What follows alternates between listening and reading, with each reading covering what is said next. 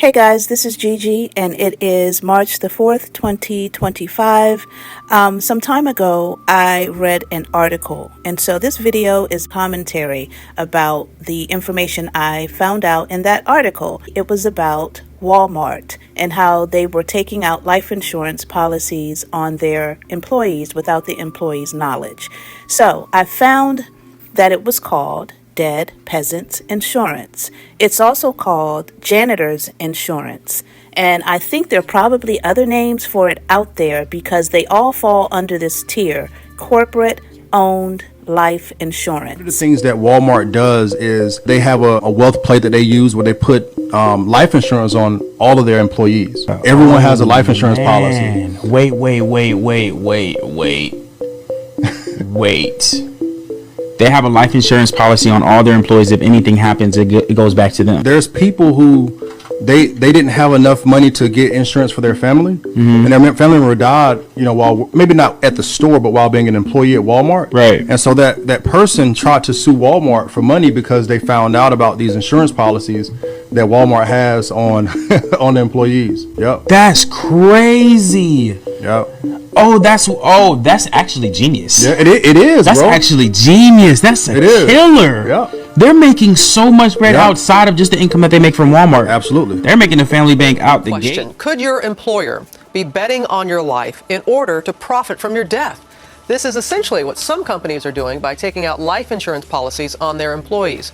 Our senior national correspondent Claire Shipman has more on this, and we're going, huh? How can this be? Exactly. Life insurance policies on their employees, but who gets the money when they die? The employer. Robin, we were stunned when we saw this in Michael Moore's latest film. These schemes that really give your employer a reason to literally wish you were dead. But it's nothing personal, just about the bottom line. So when Irma Johnson learned her husband Daniel, who died of brain cancer, had been insured for $1.5 million, that should have been at least a small comfort.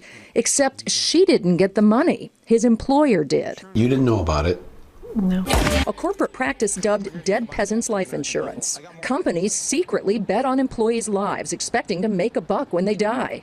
Mike Myers, the attorney who's uncovered many of the cases and has helped angry relatives sue, says it's pervasive. Life insurance is traditionally used to guard yourself against the loss of a breadwinner or someone who's very important to you.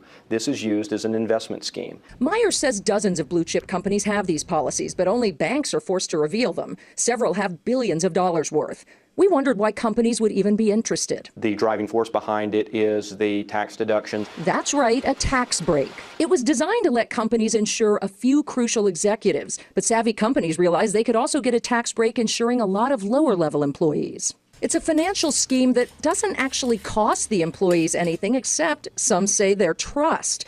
But Tina Tillman felt shocked, deceived, when a Wall Street Journal reporter told her brother, a music store cashier, was insured by his employer for $339,000 when he died, though he no longer even worked there. We were just in disbelief that they were able to do it and actually cash the policy, or cash in on the policy. She sued and won. Now the government mandates companies get employee consent. Amegy Bank told us that Daniel Johnson gave his consent, but Irma Johnson says that's not true, and she's suing.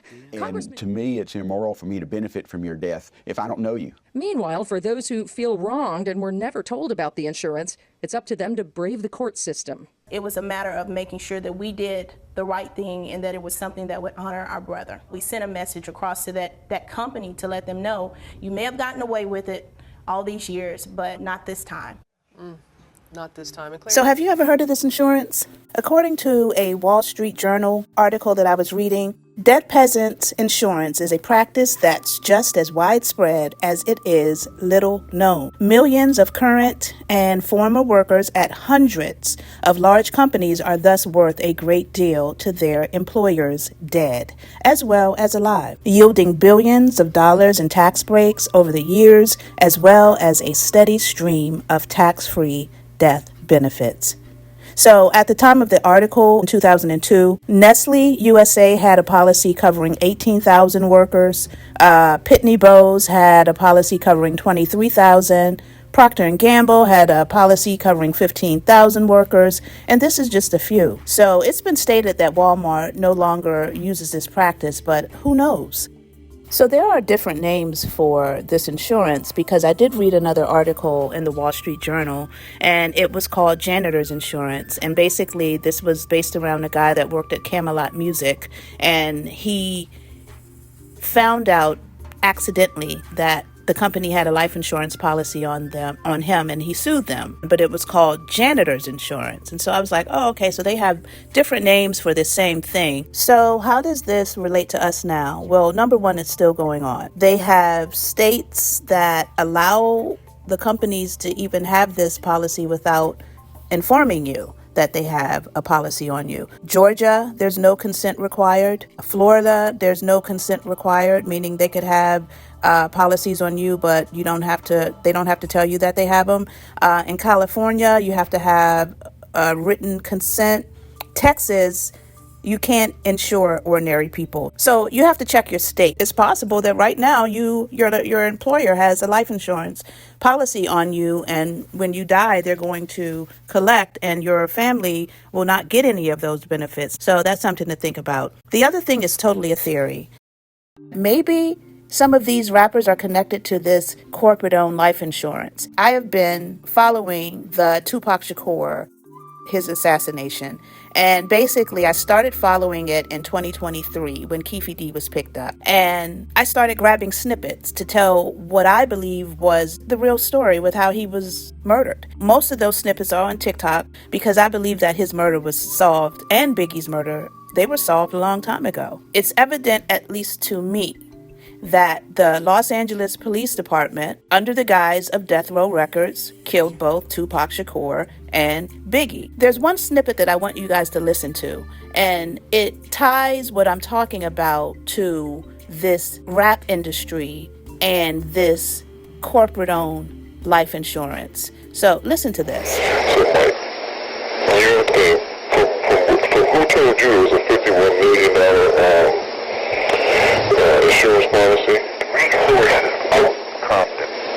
From Compton. Well, listen, I heard it from Compton too, okay, and I just heard it yesterday. Okay, and I heard it was the 51 million, and then I know who insured it. Who? Lloyd's of London. Lloyd's of London insured it. That was the asking price, what they insured it for. Then I know exactly who the beneficiary was.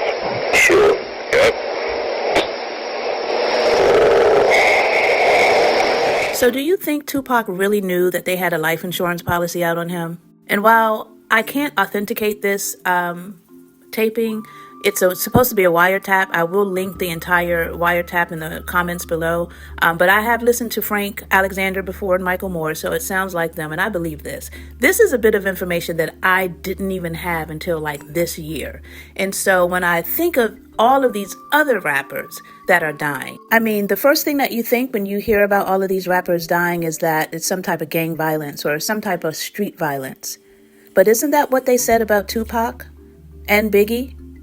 Had something to do with gang violence, street violence, when actually it probably more than likely had to do with life insurance policies and just plain old greed. Did you know that Suge Knight had a life insurance policy out on Tupac? So for all of you YouTubers out there who claim to want to get to the bottom of the death of Tupac, but will skirt around Suge Knight like no other, I see you, and you must not really want to know who killed Tupac and Biggie because you keep excluding main characters.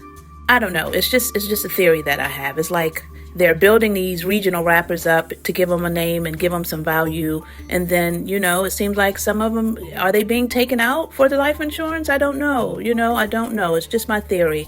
But anyway, did you know that your company right now, if you have a corporate job or any job, could possibly have a life insurance policy out on you? I think that's interesting. So anyway, this is Gigi. Thanks for listening. Make sure to come back for more. Give me a like so that it can get out to more people. It's really hard to reach people. So if you give me a like, that might help. So anyway, have a good one. Till next time. Peace.